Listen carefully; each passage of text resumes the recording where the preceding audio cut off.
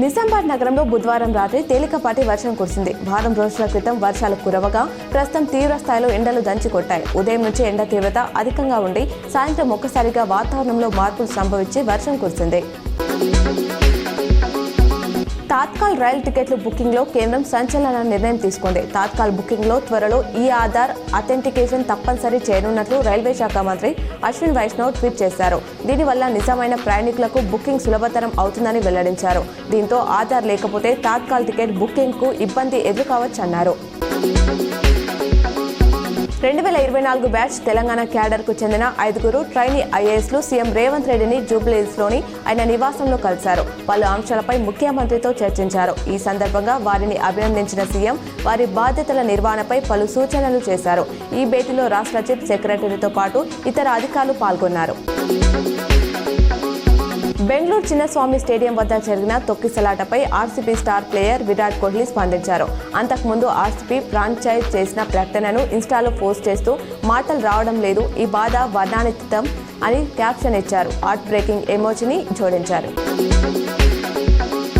నిజామాబాద్లోని Telangana minority గురుకుల పాఠశాల కళాశాలలో 6, 7, 8వ తరగతుల బ్యాక్లాగ్ సీట్ల భర్తీకి దరఖాస్తులు ఆన్లైన్లో స్వీకరిస్తున్నామని ప్రిన్సిపాల్ సూర్యకాంత్ రెడ్డి తెలిపారు. మైనార్టీలతో పాటు ఎస్సీ, ఎస్టీ, బీసీ, ఓసీ వర్గాలకు చెందిన విద్యార్థుల దరఖాస్తు చేసుకోవచ్చని చెప్పారు. ఈ నెల 10వ తేదీలోపు దరఖాస్తు చేసుకోవాలన్నారు.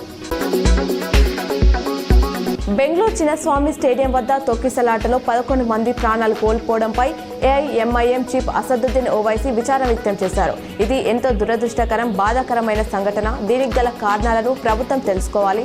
ఇంత పెద్ద కార్యక్రమం ఏర్పాటు చేసినప్పుడు వాళ్ళు సాధ్యాసాధ్యాల గురించి బేరీజ్ వేసుకోవాల్సింది అన్నారు. చిన్నస్వామి స్టేడియం తొక్కిసలాట ఘటనలో గాయపడి ఆసుపత్రిలో చికిత్స పొందుతున్న బాధితులను కర్ణాటక మాజీ సీఎం బసవరాజ్ బొమ్మాయి పరామర్శించారు. మృతుల కుటుంబాలకు సంతాపం తెలిపారు. ప్రభుత్వం నిర్లక్ష్యం వల్లే 11 మంది అమాయకులు చనిపోయారు. వాళ్ళకు అసలు మానవత్వం లేదు. ఈ కార్యక్రమం నిర్వాహకులు అనుమతులు ఇచ్చిన వారిపై హైకోర్టు సిట్టింగ్ జడ్జితో విచారణ చేయించాలని డిమాండ్ చేశారు.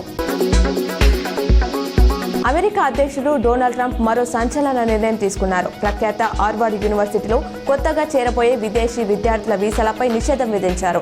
ఈ మేరకు ఎగ్జిక్యూటివ్ ఆర్డర్లపై ట్రంప్ సంతకం చేశారు. దీని ప్రకారం FMJ వీసాలపై అమెరికాకు వెళ్లే విద్యార్థులు ఆ యూనివర్సిటీలో ప్రవేశాలు పొందలేరు. నందిపేట మండలంలోని రాజలక్ష్మి సమేత లక్ష్మీ నరసింహస్వామి ఆలయ వార్షికోత్సవాలు అత్యంత వైభవంగా కొనసాగుతున్నాయి. నేడు ఎమ్మెల్సీ కవిత ఆచార్య ప్రత్యేక పూజలు చేయనున్నారు.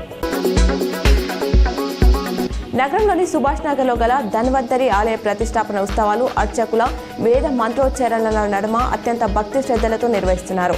పెద్ద ఎత్తున భక్తులు పాల్గొన్నారు.